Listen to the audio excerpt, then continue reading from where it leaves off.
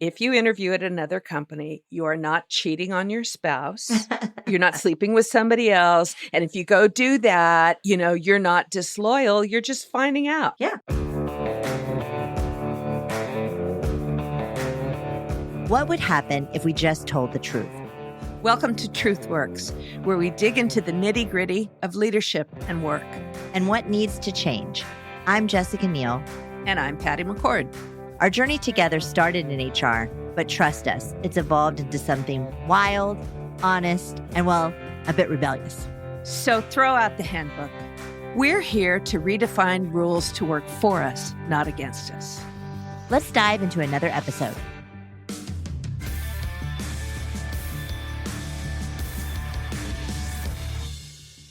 Hey, Patty. Hey, Jessica. How are you this warm summer day? I'm good. Today, we're supposed to talk about raises, and it's not my favorite subject. I got to just say that going into it, mostly because the system that most companies use for raises and promotions, and even for making offers, is God only knows when this stuff started, but it's become this HR science that's this total black box to everybody in the world, even other HR people, to be honest with you, and to recruiters. But I thought maybe, we could talk a little bit about that so that people understand how it works. So how are you feeling about talking about raises? Well, I feel similarly to you. However, I was thinking that when you do get a raise, it does feel quite nice. It's pretty great. It's pretty great. And people do work very hard. And there's lots of confusion around, how do I get one? Should I get one? Who gets one? So I think, we can provide some context and insight for folks. Yeah. And to your point, I think most people think it equates to hard work. And that's almost never the case. So just for those of you in the audience that don't know, here's how it works in most companies. There are people in HR called compensation analysts and specialists, and they work with other compensation analysts and specialists at other companies, and they create the structure for which raises and promotions are built. They usually consist of different levels, like we'll do engineering, associate engineer, engineer, senior engineer, staff engineer, guru, godlike, whatever it is. Or they go 1, 2, 3, 4, 5. 1, 2, 3, 4, 5, 6, 7, 8. And usually these are exhaustively researched. What most people don't know is that what they do behind the scenes is they match those job levels with an esoteric list of other job titles at other companies that are similar, which have their roots in a governmental system that declares what particular jobs in particular fields are supposed to pay. Now, none of this has anything to do with the reality of the company that you work at, but this is all happening behind the scenes. And so when they create these job level matrices, they usually have a low point, a midpoint, and a high point. The midpoint is supposedly what the average person at that job level should be paid in that company. Okay. And only the exceptional people get to be in whatever the top percentile like the is. 90th percentile. The 90th percentile. And if you go over it, even if that's more than what you make at your current company, then you're outside the range and you have to go through 17 levels of approvals to make an exception to that. And moving from level to level often has a time-based component to it, or a skills matrix accomplishment component to it.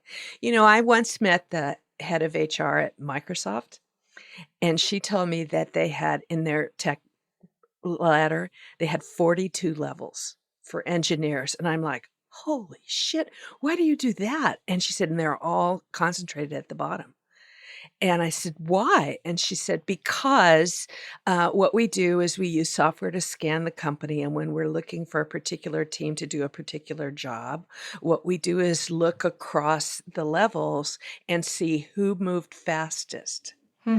So they want a lot of motion at the beginning because they want people who join the company to feel like they're constantly getting raises and promotions. But the truth is the best people move fastest. So that they could say, oh, you're a level 7 and you've only been there 3 years, so then you must be a top performer. Having nothing to do with actual what you've delivered, but mostly how fast you moved through the matrix. So Isn't that that's how it fascinating? typically works. And so typically when positions are opened, they're approved through the HR and finance system as a certain level at a certain salary range. And that's usually what people do to figure out when you're going to get hired, what we're going to pay you. So I would say, so we can talk about a couple of different things, but one of the really critically important things for everybody out there to know, which is one of the things you worry about, is when you go to a new job or you go to an interview, what do I ask for and how much do I ask for? And, can I ask for, and do I get them to offer me something really big so that I can take it back to my company and they'll match me? Right. So that's a whole other That's a whole conversation. nother one. But the most important thing you should ask, especially if you're earlier in your career, is how does it work? Yeah. No, I think that's so important, Patty, because, in talking to and recruiting people, my entire career, when you talk to people about how they're paid, they Yeah. really don't know, right? They're Yeah. like, I get a bonus. How's the bonus determined? I don't know. There's like multipliers and They there's, happen in December. They get yeah, paid in they just January. It know seems like they all I just know need to they do get is it. get Yeah. Yeah. Right. And how, if I found out that the person next to me makes more, then I'm pissed off about it. But since I don't understand why, Right. it doesn't seem fair. There is someone in that interview loop that should know how the system works. And Yes. if not, get somebody to talk to. And you can Yeah. do it outside of the interview Yeah. process. You can say, hey, I want to talk to my recruiter or my HR person. For example, how often are salary increases given? Mm-hmm. And is there here's another classic term you'll hear. Is there a bell curve distribution? Which means most of the people, the bell is the shape of the curve, which means there are a few people who get a lot and a few people who get a little, and most people get the medium, right? The midpoint, somewhere in the midpoint. So that's why I always tell people, like, if you have a bell curve distribution with a 6.5% merit increase, then you should be, and that's the budget, then most people are going to get somewhere around 6.5%. Right. Exactly. No, and I think in terms of timing of when to ask, Yeah. it might not be the first question you ask, but if Yes, that's right. But when you're in offer phase, but right? yeah, or if Yeah. you're you're getting pretty serious about each other and they're asking you what you make, it's a fine time to ask, how does your compensation work and how That's does right. it break down? Because generally, it's broken down into a base salary, most oftentimes a bonus, sometimes not, and then in some cases, equity, right? Mm-hmm. Mm-hmm. And then there could be other things that, depending on the type of position you are in, Mm-hmm. whether you're on commission or other things, where maybe those things change over time as well. But really Mm-hmm. digging into how it's determined and how it's paid and what is paid when and why, right? Mm-hmm. And then how Mm-hmm. many times a year do we look at it and how do we look at it and what's the process? Right.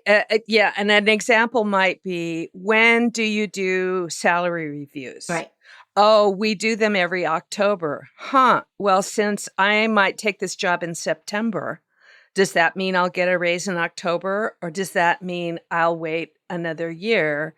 And you're going to wait over a year. You're going to wait over a year. I mean, that's what's going to happen. But so that's, really understanding how that works. And then you said something I think is really important. Asking how much you make, particularly for women, is a way to lowball you. Right? So if you've always made less than everybody else and they say, "What's your current salary?" So this is what I tell when I speak to women. I say, look, if you join a company with a 6.5% merit increase budget and you get a 10% raise, your boss and your HR person and everybody is around you is going to go, "You are amazing. You got a 10% raise. You're top of it. Don't tell anybody." Yeah. But you got 10%. Everybody else got 6.5.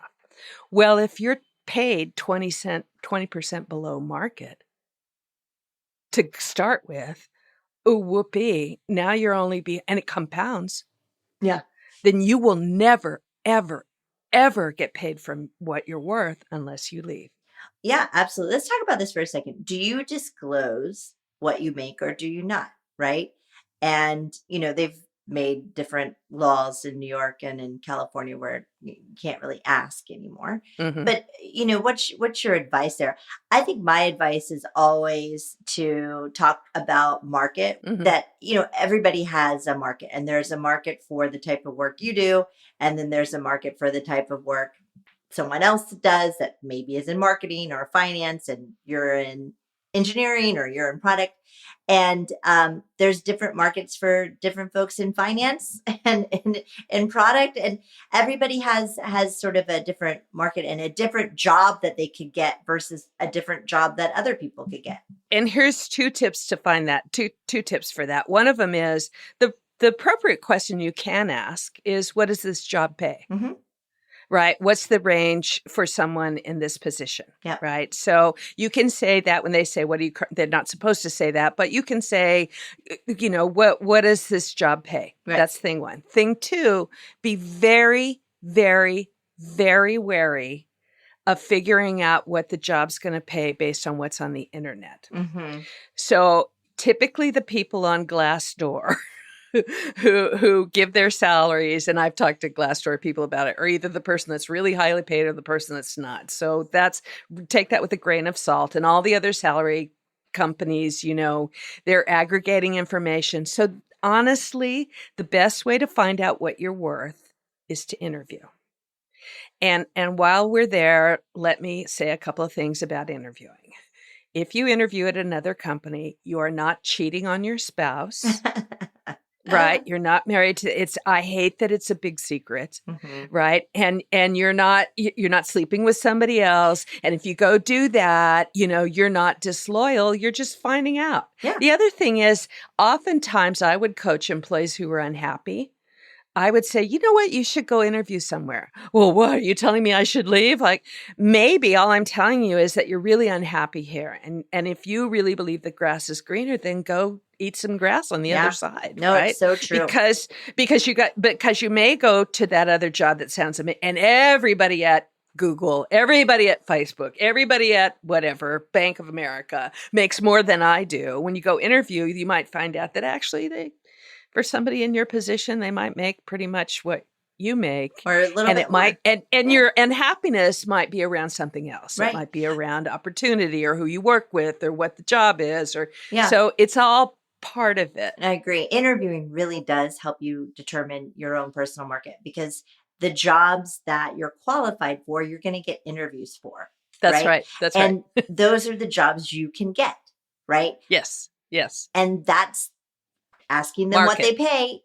That's your market. Right. Yeah. And there may be some little fluctuations by, $10K here or there, but not much. So it's like there's a range from like 110 to 120. Well, and I was going to say, let's stretch this analogy as far as it'll go. Just like real estate, right? Market is about scarcity. Mm-hmm.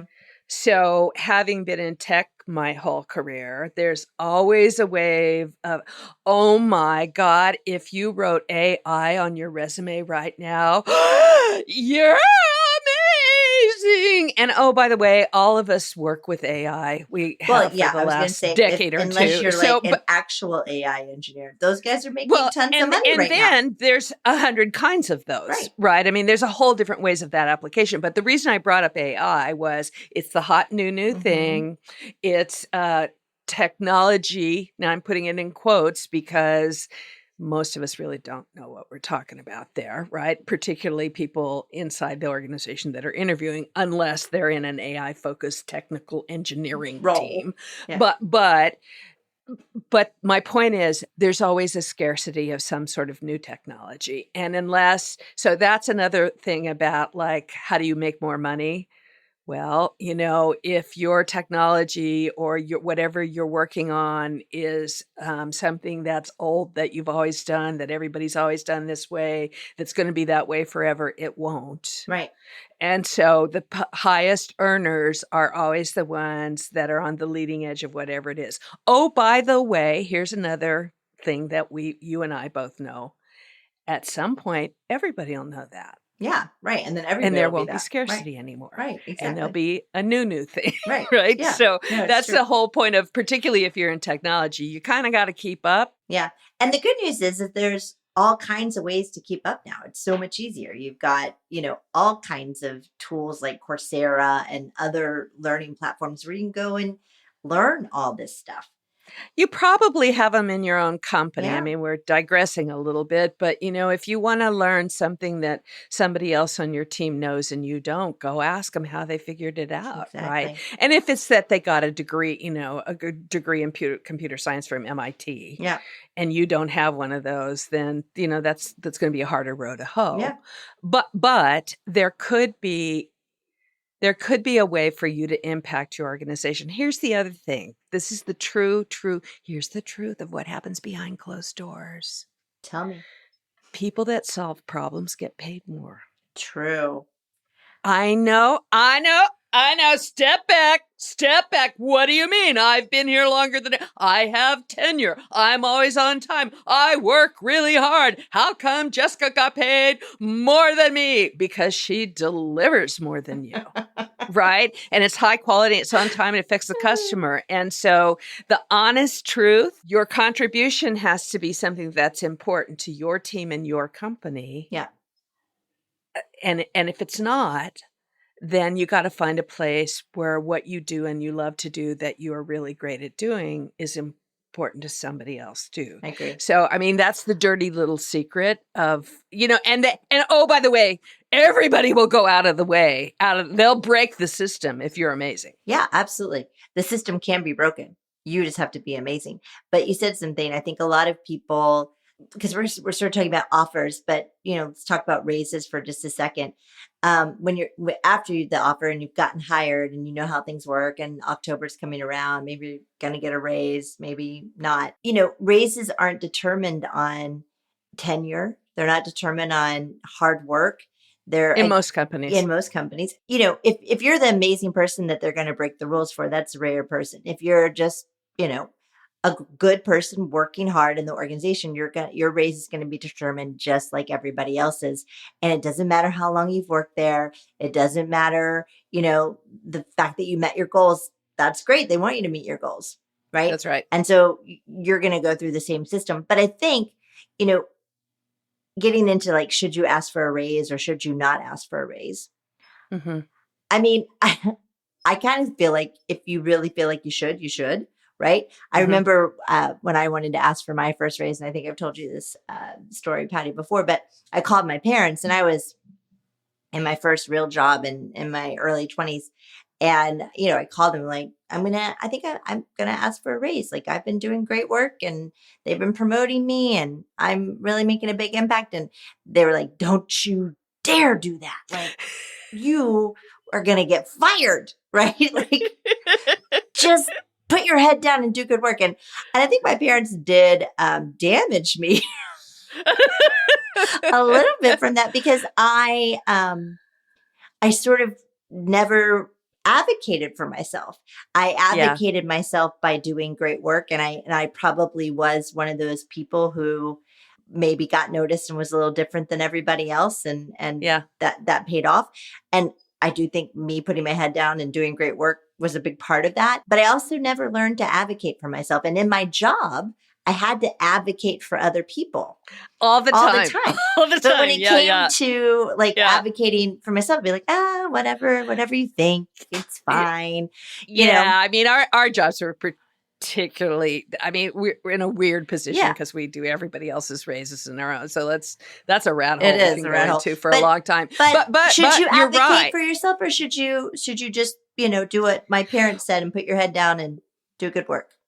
Yeah, I mean, here's a question from one of our people that says, let me read it because I think it's relevant. Okay. I missed the opportunity asking for a raise during my annual review. How do I approach it now? I work from home, so I can't casually bring it up in person, and I'm struggling figuring out how to correct the correct way to advocate for myself. I've been at this company for 13 months and I love working here, but I don't know what the protocol is for raises, etc. My annual review went fine. I don't think I've been particularly excelled, but I have reached all my target. Should I still expect a raise even if I didn't go above and beyond? The answer would be No. no. And by the way, your annual review came and went, and you got probably what they thought was a good thing. So yeah, probably not Well, yeah, your and you've best only time been to. at the company for 13 months, so you might not have qualified for the raise, right? Like, I don't know. I guess they've been Yeah, there a I mean, one of year. the things they said is, I'm trying to figure it. I don't really know what the protocol is for Right. raises and et cetera. So first question that needs to be answered is, what's that? Right.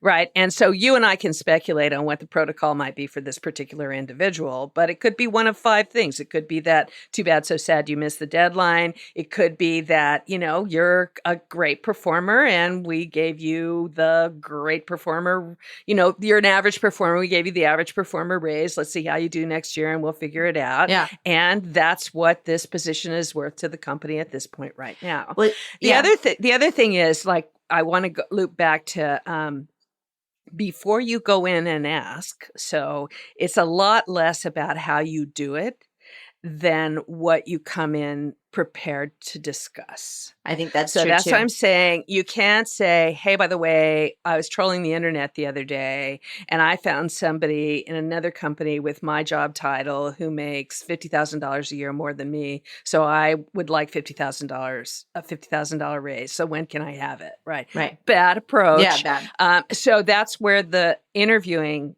happens. But if you go out and interview and somebody is about to offer you another job where you're going to make more money, right? So now you have data Yeah. that supports that position could be paid by somebody else at a higher rate than you're making. And before you bring that data back to get a raise, right? Hey, they're going to pay me this much. You should pay me this month. It might work.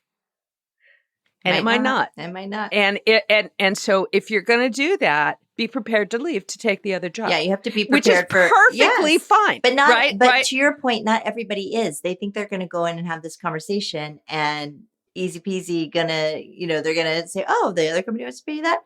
That's great. In a lot of cases, they're like, oh, good.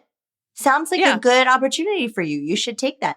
And going back to this person's question, I just sort of like, as they were writing it, I wonder if they thought about this, but in the last line, I don't think I've particularly excelled, but I've reached my targets.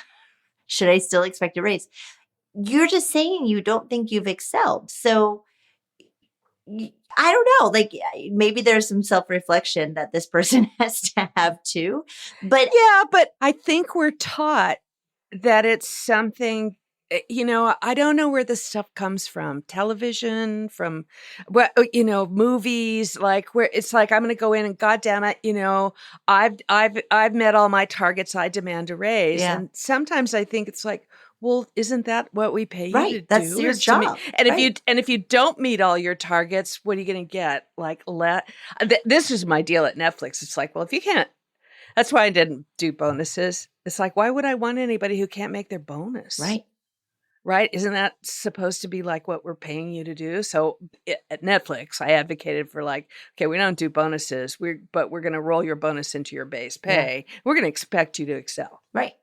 Every company that I advise, I try to get them to do that. Yeah, but it's not how it works in most companies. And so first thing to tell you is we're advocating that you understand how your compensation system works. When you try and figure out how your bonus system works, be prepared that it could be somewhat of a black Yeah. box Yeah. because every bonus system in every company is different. Some are based on time, some are based on stock performance, some are based on company goals, some are based on team goals, some are based on there's Individual all kinds of goals. individual Yep. goals, all that stuff rolled up. But your base salary is likely some structure that's relatively common to most companies. Absolutely. And going in and asking for a raise too, and the how, if you're really going to do it. I think going back to what you had started to say is that not demanding, but a humbleness to be curious and to learn. And especially in this person's case, like, hey, I know we did this. I didn't hear anything. So I'm Mhm. not sure what I should expect. I was Mhm. just curious if you did do the annual review, did you also look at my comp? And if you did, I'd love to hear what you How it talked works. about. And I'd love Yeah, to yeah. understand how it works. And then from there, you could gauge whether you felt comfortable in asking based on what you heard about the process. Perfect segue to the next question. Yeah. I just got a raise and I thought I was happy with it until I found out what my coworkers are on. After just getting a standard raise that was in line with my expectations, I then found out that two of my coworkers make nearly 10K more than I do. Neither of them have more education or experience than me, but have been here about a year longer than me. Mm. Did I get lowballed when I started, or should I just wait another year to bring it up? Mm. Good question. Good And I question. would say, comment on what you just said. A better way to start the conversation is to remove from your vocabulary the word raise Mm-hmm. and say, I want to talk about my pay. Right. Right. I want to talk about my pay and I want to understand it better because I want to be really successful and I want to make a difference. And I'm assuming if I do, I'll get paid for that. Yeah. Right. And then just more understand, like this one is that this one may be that this company, in fact, prefers tenure. If you're It early also on could the be also could be that the market shifted because it could be, a year ago they had to pay 10K more to get these people, but now that the market shifted, comp's gone down a little bit. They don't have to be as aggressive. They don't have to, or it could be that even though your education is the same, maybe they're a bit more senior than you. They've been doing it slightly longer. And, Yeah, and let's take it to a different level than we typically talk about because I just had a visitor at my house who is the CEO of a very large factory. And we were talking about associates, Mhm. right? Hourly workers. And we were talking about compensation, right? And raises and all that kind of stuff. And he said, the thing about it is that we always have to balance seniority with knowledge. Mm-hmm. Because there's an assumption that if you've been here for a year, you know more than the person who just started. But the truth is that like you just said, if things change, Mm-hmm. right, then the new person might actually have fresher, newer Mm-hmm. ideas or contribution than the person who's been there a long time. So that's the part where you really have to understand what is rewarded Mm-hmm. at your company at your level. Right. So there are some jobs where time and place matters Mhm. because it does, It does. right? You learn how to do it better if you've been there for Well, a yeah, it year. reminds me of There's we were other talking to Donna Morris from Walmart, Yeah. Exactly. Exactly. Yeah. I mean, I would say the thing about folks like Donna Morrison, the person that I just talked to, who is the CEO of the Panasonic Gig Factory in Reno, right? What I talked to him about, what we talked to Donna about, was the most important part is making people understand how they get paid. Yeah. Yeah. Right. And You can companies don't kind do of a do great job anything of you that. want. Yeah. Yeah. You can do anything you want. You just got to explain it. And the other thing to remember, I think, as this person who's been there a year, like whatever they told you in the interview goes, right? You totally forget it once you're working there. And sometimes what they tell you in the interview is not what really happens. Yeah. Yeah. So that's why you want to be able to have. And the other thing is have these conversations initially with your boss. Yeah. Yeah. Right. No, Don't go running to HR and no, say, I think my boss is screwing me. I'm not being paid right. no.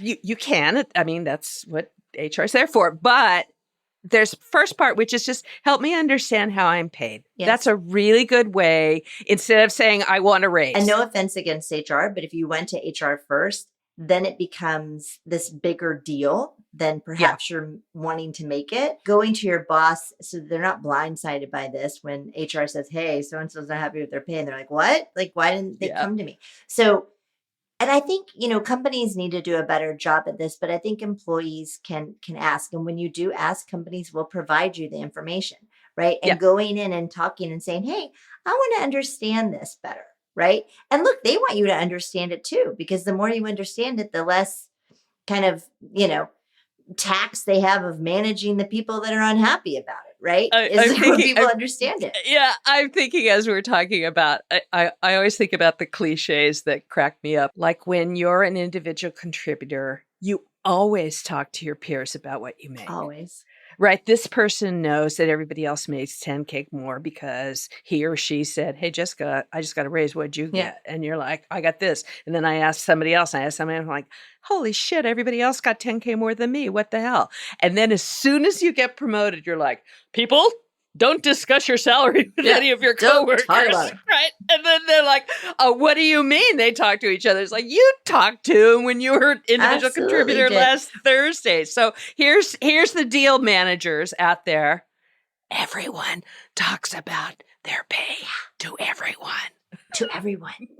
To everyone. Right. So like if you're not willing to have an open and honest conversation about it, then they're going to have an open and honest conversation about it with people who can't do anything about it. Right. It's just going to make them mad. And they're going to get the wrong information. And that's going to cause more problems for you as a manager later because they're going to be confused. Yeah. Yeah. Yeah. So, which kind of brings to the next question. And people talking about comp, because I'm guessing this person figured this out from a conversation they had with one of their teammates. But a member of the team has asked for a raise, but I don't think they deserved the amount they requested.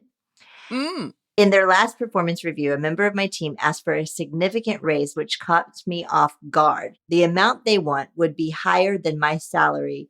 And as their manager, I can't justify that expenditure, especially given we've had problems with their performance last year, of which has resolved in the last 6 months. So I guess it's resolved.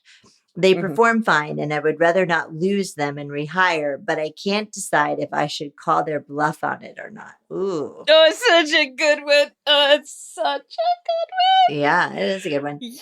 Okay, so first of all, manager, here's how to get yourself a raise. Here's a secret.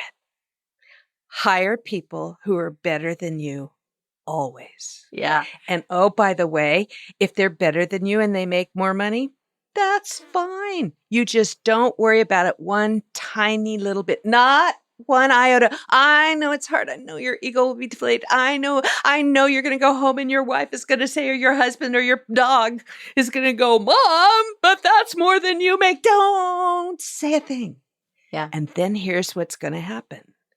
At the next annual salary review, they're going to say, holy shit, Jessica's team is killing it.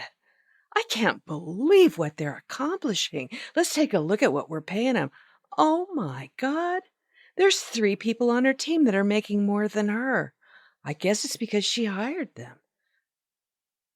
Whoa. So Jessica must be what great a too. manager that Jessica is. We should take care of that right away. Yes. And oh, by the way, boom, out goes all the restrictions because we realize now that, and oh, by the way, Jessica's managing them and everybody's performing and they're getting like, so here's the deal. Shh. Yeah. No, I mean, we used to coach people on that all the time because, as Netflix, like we were always like sort of upping the bar and upping the bar and upping the bar. And managers would be like, I can't hire them. I can't hire them. And it's like, yeah, you can. Yeah. And you will because they're great. Yeah. And it's going to be fine for you later. So just do it. Yeah, which is a whole other Yeah. podcast about like, hey, by the way, you could end up working for that person too. Yeah, exactly. Which is what, and if that person is amazing, then you should, Yes. right? But that's the other. So everybody talks to everybody about their salary, and sometimes you hire amazing people, and here's the deal: when you're going to hire somebody, here's one of my favorite stories. Okay, we got a bunch of people on the team. Everybody's making, let's say there's 5 people on the team. Everybody's making $150K. We interview this person. This person's at another company, Google, and they make 300, right? And the manager comes in and I say, wow, she's amazing. I mean, that person is going to kick ass. Wait till we get her on the team. I can't wait. Well, it's too bad because we can't hire her. Well, why can't we hire her? Well, she makes 300K and everybody on the team makes 150 and I only make 200. And I'm like, okay, first of all, she knows how to do something that nobody else on the team knows how to do. And I have a feeling that she's going to come in and make a difference like right away. Oh yeah. I mean, we would kick butt with her on the team, but we can't hire her. I'm like, who are you talking to? Yeah. Like, yes, you can. Yes, you can. Right. And how would we afford it? I'm like, well, of the 5 people on your team, there's 2 people that you've been complaining to me about for the last 2 years who aren't pulling their weight, aren't doing a very good job, aren't really performing. So let's call them, their performance is at a 0.5. Okay. So we're paying them a 1.0 salary for 0.5 performance. Right. And this person, we're going to pay 2.0. Right. Well, if we said goodbye to the 2.5s, you can afford 2.0. You can afford the 2.0, right? and so they're like, and these guys are all math folks. They're like, oh my God, I never thought of it that way. I'm like, I'm just saying. Yeah. Now, hire the person that's going to make the difference. Pay them what they're worth. It's a gamble. And by the way, know going in that all those 150 people will know. Yeah. Oh, no. Another story I tell is somebody left and got offered double their salary somewhere else. Came back and said, I've got to leave. I mean, I got a family. They offered me 2x. And I'm like, no way. You're not worth it. You're too young. You don't have it. All my old HR words are in my background. And then I'm like, no. We go to his manager. We go to his VP. We go to Reed. We're emailing back and forth. I'm like, no. It's outside the range. Right. I really was an HR person once. And then I wake up all this on like Sunday morning. I'm like, oh shit. No wonder they want him. There's only like 5 people in the world that know what he knows how to do. Yeah. Oh, well, maybe we should give everybody on. So I respond back to everybody. This email is now 7 people, right? I was wrong. We should probably double the salaries of everybody on the team because it looks like their market value has gone up like 2x. These people have been with us a long time and they're experts in a very particular niche technology that everybody else wants to know. Is around personalization or as it's known now, AI. So everybody's back going, wait a minute, you can't say that. That's crazy. And oh, by the way, everybody's not but it gave us permission to have the conversation, which was which person could everybody do that? Yeah. Is everybody making this? Are we creating a team with the kind of technology whose market is moving faster than our compensation system is? And for me as an HR person, that was one of my earliest, like, mind blown, like, oh my God, we're making them more valuable. Right. They're more valuable because they're here. Right. And that's, the other shout out to those people in HR, like pay attention to what's happening out there, because if you're having a lot of turnover and people are going to other companies, it's not that you should worry about retention. It might be that you're creating talent that everybody else wants and you're not doing enough to keep them. Right. No, it's a great point.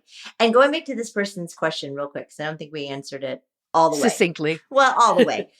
So they said they had performance issues, but then they were resolved and now they perform fine. Now they said they'd rather not lose them and rehire, but can't decide if I should call their bluff on it. I think if they're great, like we were just talking about, give them the raise. If they're really great and you would fight to keep them, it That's doesn't right, the sound keeper like you test, would yeah. fight to keep them. So try Right. the keepers test, which is kind of what they're giving you. Like, do you want to fight for this money? Or are you relieved that they go? And if you're a little bit relieved that they go at that money, then let them go. Right. That's great. So, Patty, for someone who didn't want to talk about raises today, you sure had a hell of a lot to say. Okay, all right. Yeah. You're kind of geeked out, girlfriend. I kind of geeked out. Well, it's something that's frustrating to talk about because I get how I started. It's such a black box to most people. It is. And it gets me frustrated that I have to start from scratch Mm-hmm. with really smart people. Yeah. Who've been in the system for a long time to have to start over and go, do you understand how you're paid where you work? Right. Well, let's give a little takeaways for people. So one, understand the system, understand how you're paid, right? That's really important, whether it's at the offer stage. And if you didn't ask at the offer stage, go and ask, how you're paid. It doesn't have to be around review time. Don't demand things. Be humble and curious and seek to understand. And if you feel that there's an opportunity that has been missed and that you want to advocate for yourself for, then do it. And have data, but have real data. And the best data that you can get is by interviewing at other companies. And That's right. It's not, to Patty's point, cheating. It's a great exercise. And in some ways, to the grass is always greener. In some ways, the grass is not greener, and you get to learn that too. And if you've been slightly unhappy, you might come walking back in the door a bit happier because you went to these other firms and took a look around, and it wasn't that great. Yeah. I mean, and the other thing I'll close with this is sometimes you'll tell a perfect stranger something you won't tell your own boss. Right, because you got all kinds of invested stuff with your own boss. And sometimes when a perfect stranger says, what do you love doing? What are you great at doing? Then you stop and think, I'm kind of doing it. Right? Really, I had a lot of success. And I got in big trouble the first time I did that. Right? I remember somebody coming in and going, I can't believe you told one of my employees to interview somewhere else. I'm like, it's okay. Yeah. They're going to leave. I'm like, no, they're not. Because they got a terrific situation here. They just don't know much about what's out there. Right. And it's good to learn. Right. Yeah. And I think too, whenever I interviewed, I always understood what I did more deeply. Right. Because I had to think, like when people are like, what do you do? I'm like, oh, let me think about what I do. Good question. Good question. Because not every day are you sort of really explaining a deep impact that you have on an organization and thinking about all the things that you've done. And when you start to really tell that story and think about it, that's a great thing because not only does it get you to understand the impact that you've had, but it allows you to understand what you haven't had and what you want. Yeah. Right. Yeah. So I always loved that about interviewing is that it helped me understand me more. And then when I would go and have those conversations around comp or whatever, I could describe my impact differently. Good way to end a good conversation about raises that I didn't want to have. Thanks, Jess. But I feel like you did. I did. Okay. If you have questions, then go ahead and send them to us because as you can see, we love hearing what you have to say and helping you figure it out. Yes. And if you want to leave a career in confession, there's a link in the show notes. So go ahead and hit that link and let us know your confession. And don't forget to hit follow and don't miss an episode. See you next time. Bye. Thanks for listening to TruthWorks. This episode was produced and edited by Megan Hayward and Mick Finnegan. Thank you to Kathleen Speckert and the whole Edit Audio team.